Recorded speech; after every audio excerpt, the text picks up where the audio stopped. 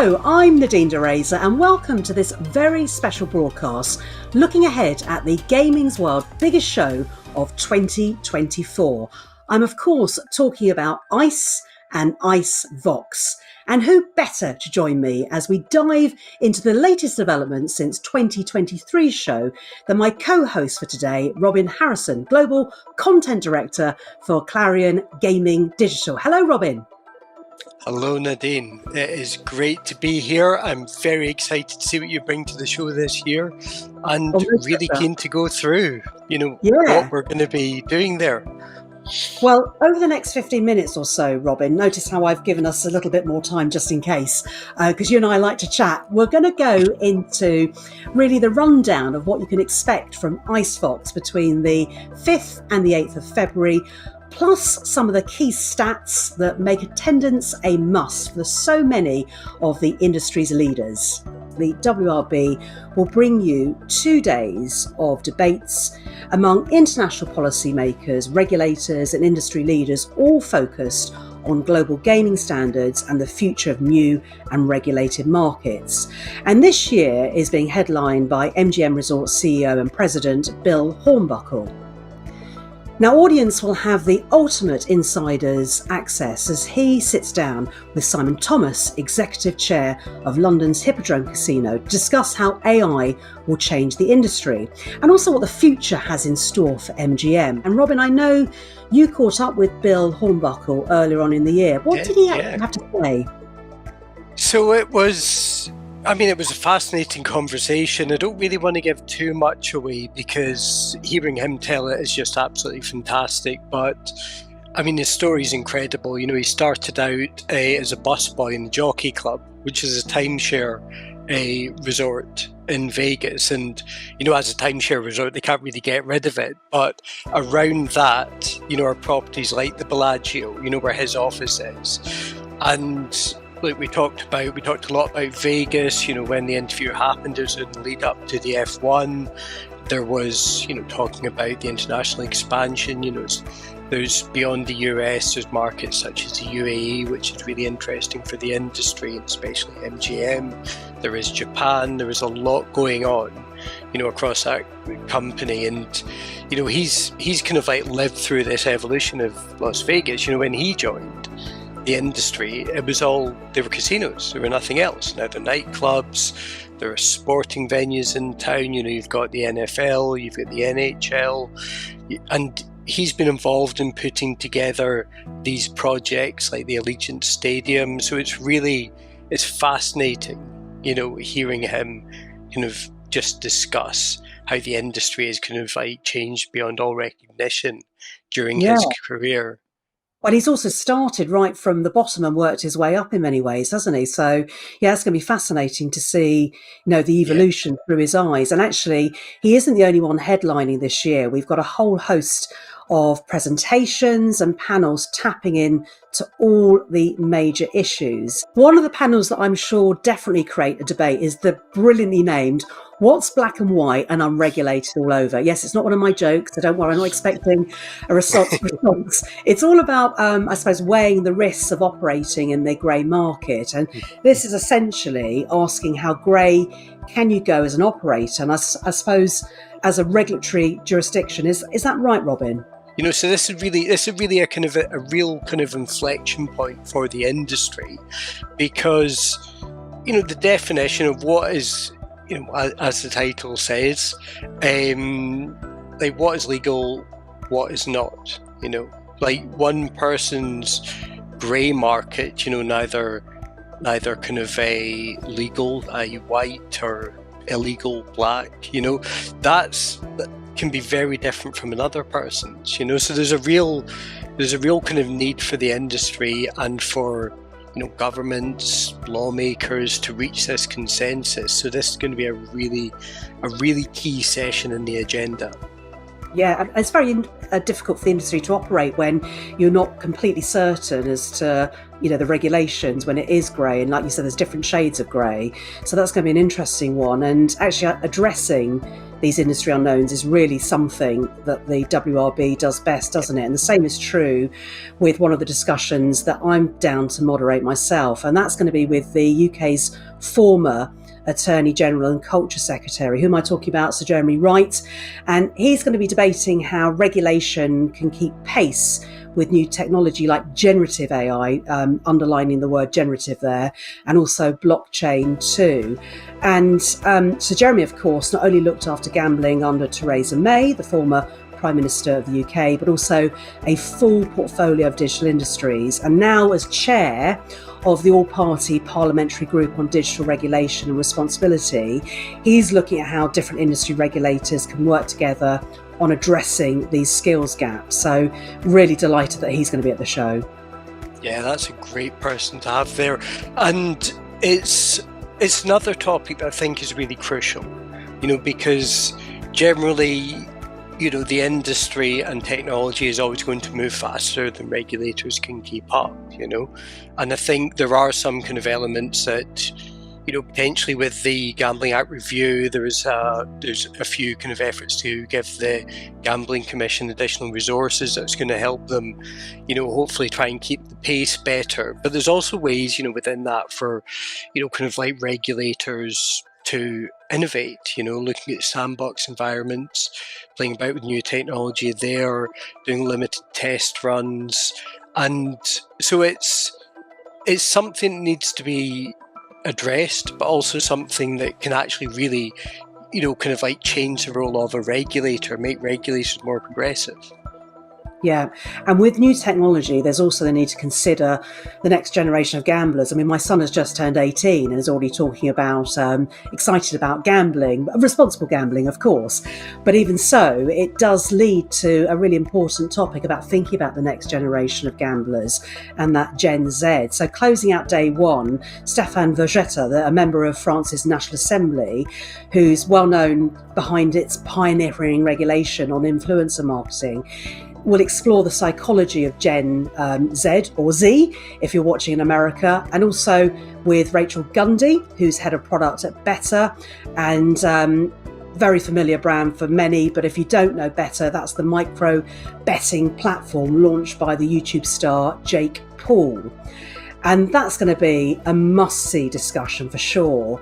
And really, to find out how to capture, engage and entertain Gen Z, you compare that WRB event, those 2 days that we're going to be there, with eSports Betting Conference on Thursday, the 8th of February, which would be the perfect place to learn from Rivalry's Director of Product Design, David King. Yeah, it's going to be a really interesting programme. Yeah, it is, isn't it? And Robin, I've gone through a few items on the agenda, but what are you looking forward to from the programme?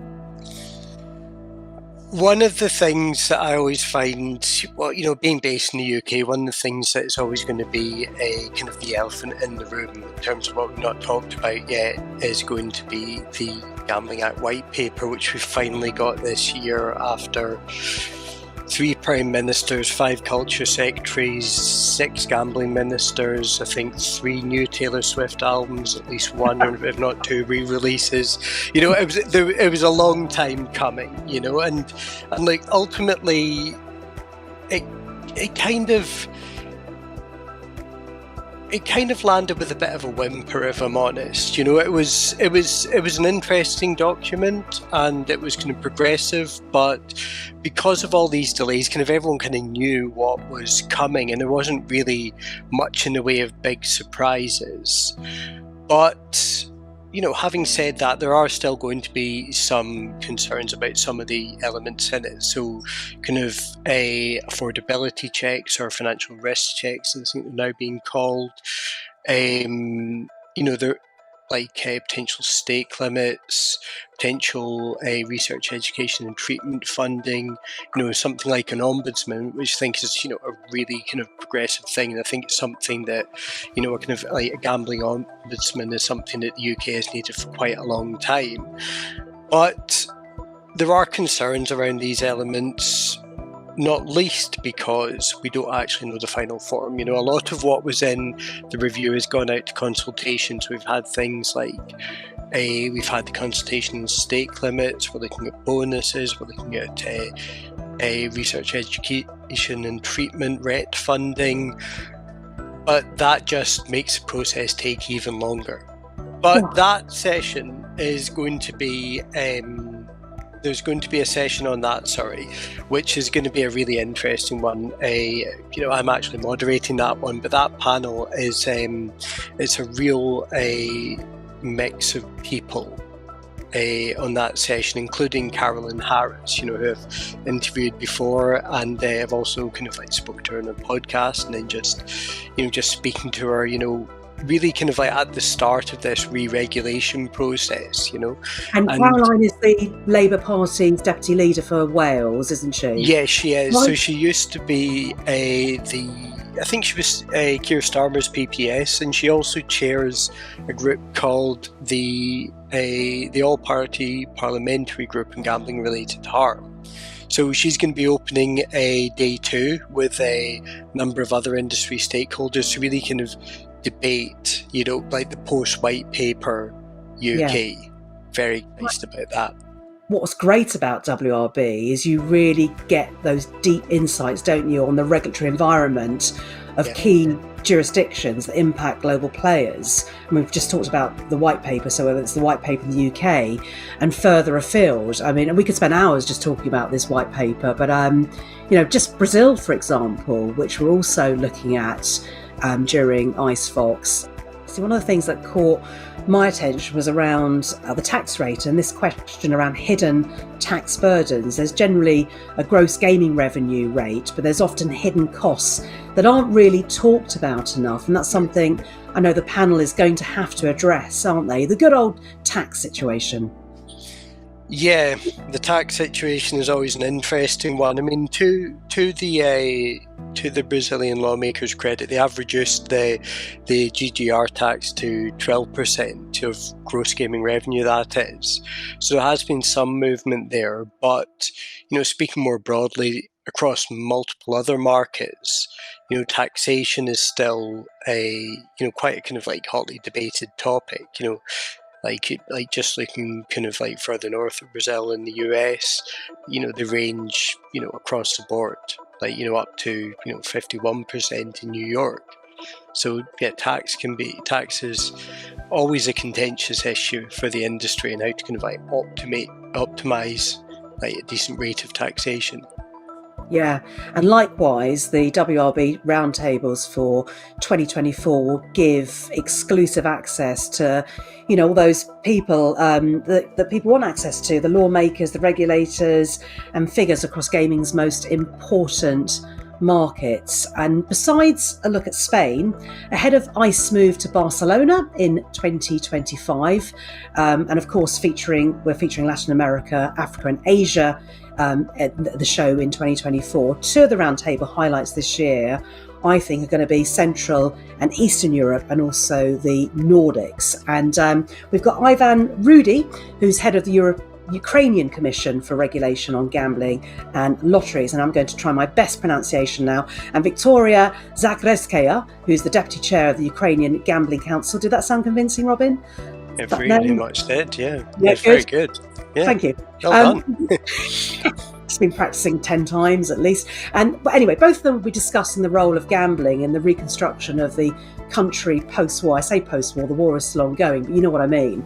And the controversial legislation regarding the lottery market and licensing process. So I think that's going to be a well-attended session. Yeah, for sure. I mean, I think the Central and Eastern European region is a really interesting one for the industry. Obviously before kind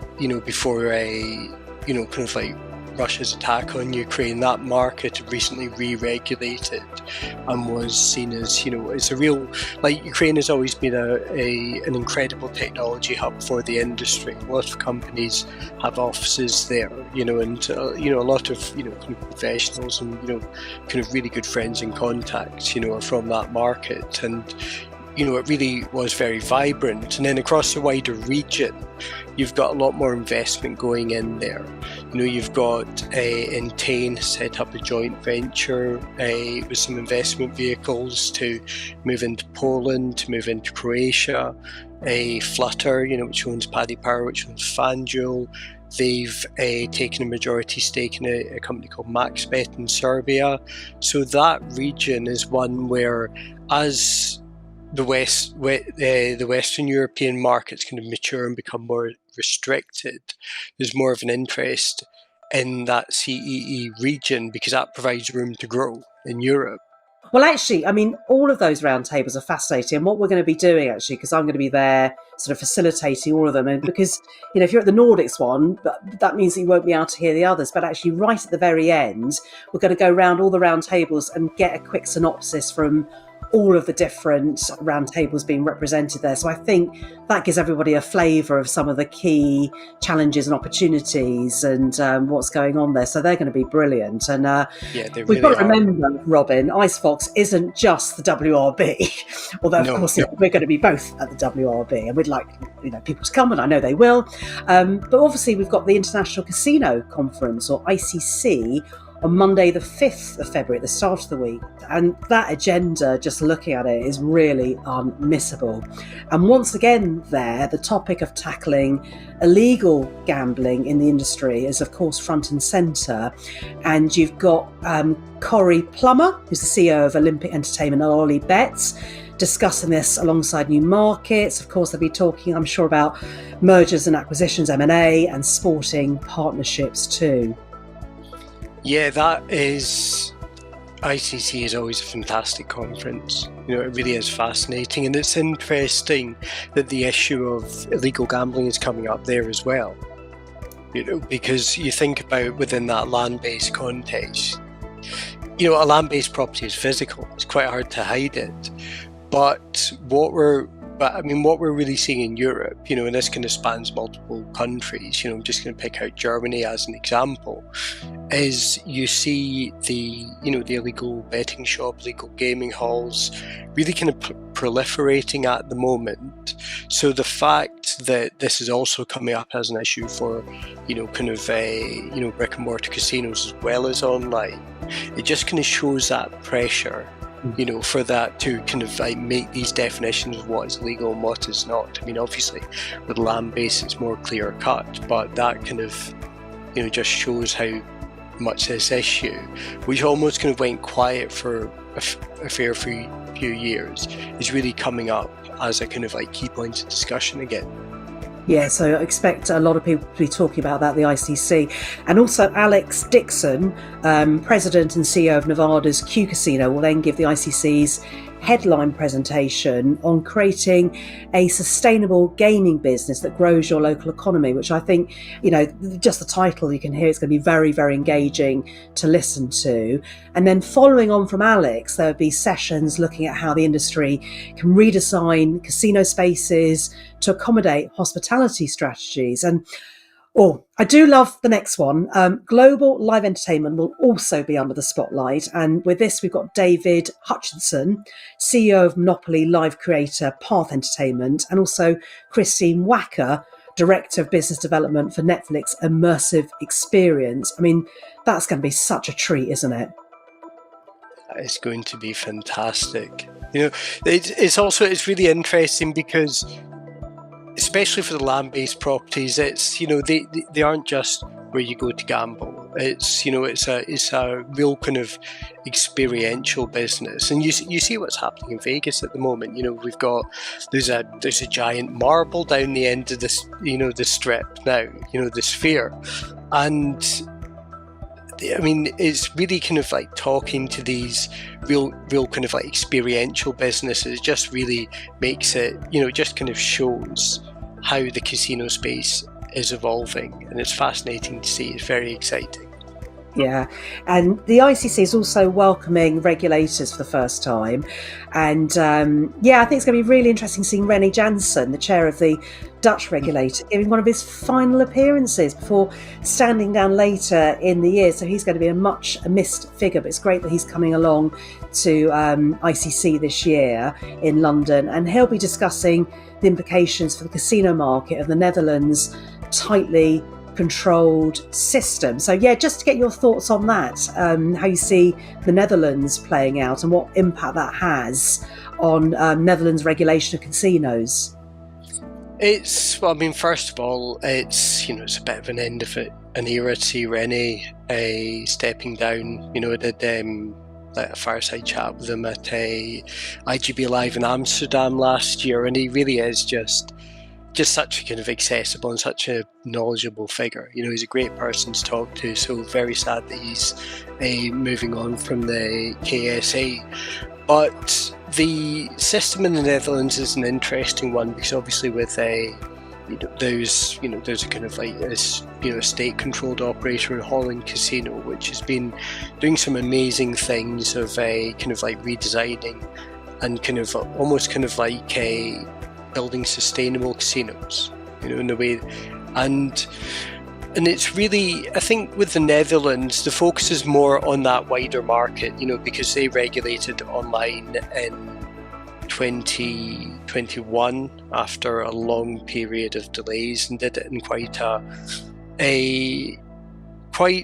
an effective way, if depending on your definition of which shade of grey the operators were previously active in the market, because what we saw was a lot of very high profile names, kind of like big international operators essentially being denied a license at first. They had to wait until the end of a cooling off period before they could get in.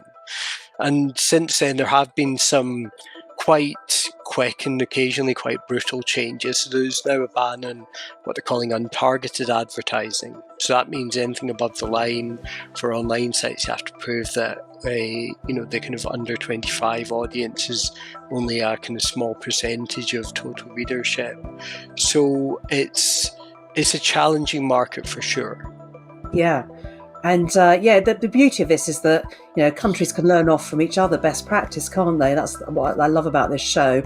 Alongside VOX's conferences, we can't not discuss the workshops on offer. These tactical sessions, as I like to call them, across the 6th and the 7th of February are designed to not just inform, but actually transform delegates' perspective on your key industry trends. And again, Clarion have really done themselves proud. They've got some great speakers lined up there as well. And I'm just conscious of time. There's so many to go into, but a few that caught my attention, and it'd be just great to get a quick comment from you after each one. First one, shine a spotlight on David Leslie, Director of Ethics and Responsible Innovation Research at the Alan Turing Institute, and going to be discussing the ethical concerns and bias associated with implementation of facial recognition and behaviour detection systems. That sounds a fabulous session. It really does. I mean, it's coming at a really interesting time when people are being more kind of innovative in terms of, the ways that they onboard customers and create these seamless experiences, to kind of like verify identity, check their data, but also kind of like track their behavior, because ultimately, to keep customers safe. But how they do that and how deep they go while doing it, that's a challenging system. That's challenging. And so I'm really excited to see what David has to say about that. How about Aviv Sher? That's a good one, I think, CEO of Codir Online. And Aviv is going to look at how to build brand awareness and connect with new players in highly regulated European markets. So I suppose the likes of Spain come to mind there. So yes, that looks like a good session with Aviv. Oh, definitely. I spoke to him a few months back, and just really interesting guy. And what I think is perhaps most interesting about them is they're growing on multiple fronts, including Mexico. They're looking at other opportunities in Latin America, but they're doing it in a very kind of disciplined format. They're being very, they're not a kind of splashing the cash, as it were. They're growing in a very kind of sustainable and considered way.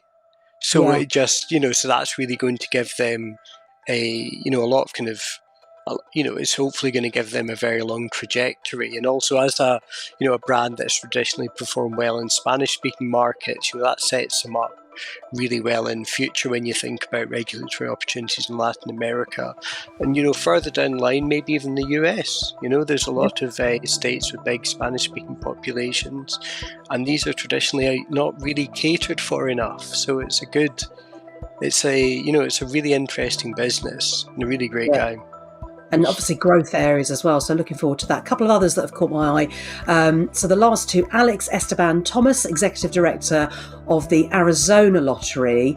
And here we're doing a session on the race to keep up and tap in to a younger demographic for lotteries, which I know we spoke about earlier as well. But I think Alex's take on that would be good. Have you met him before?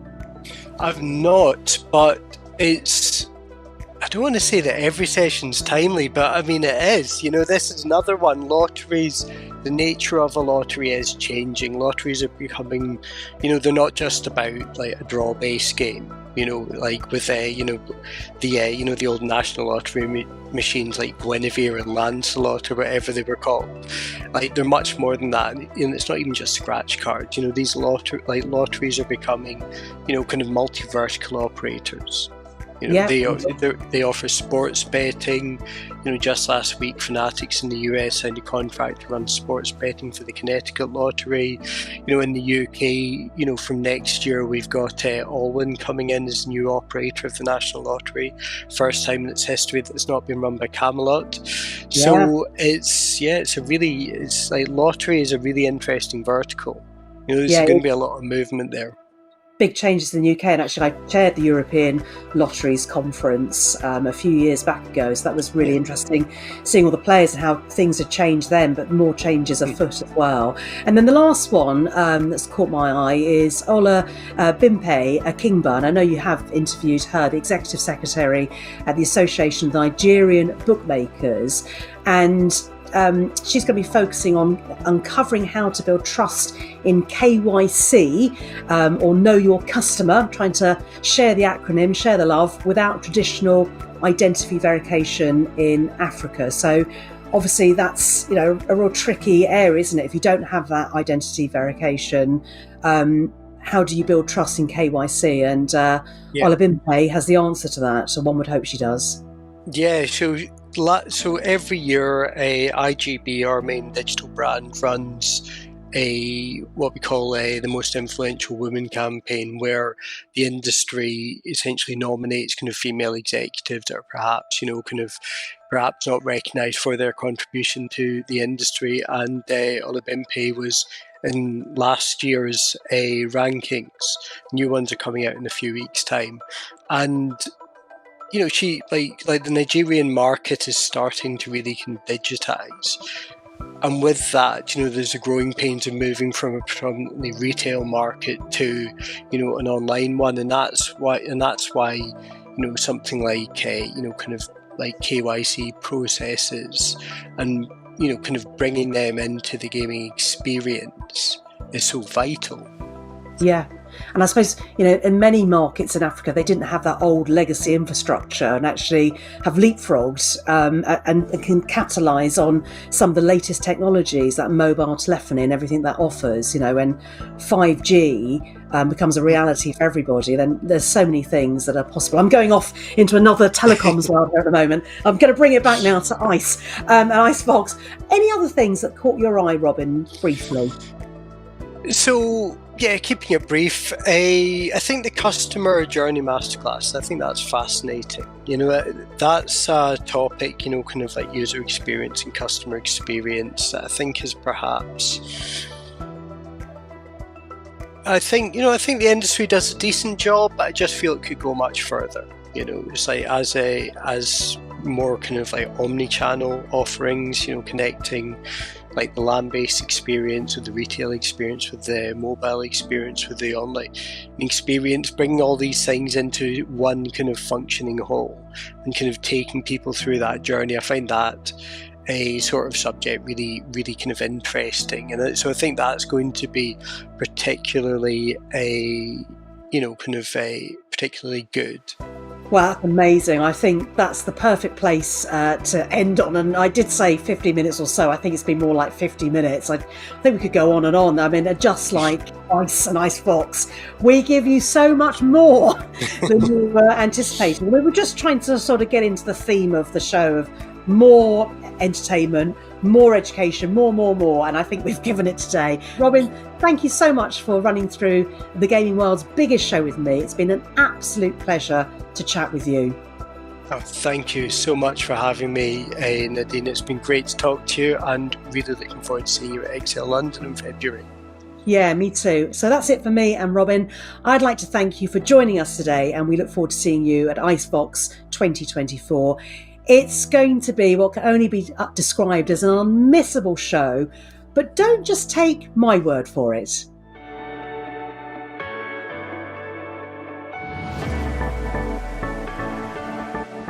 IceVox is back, bringing you more learning this 2024.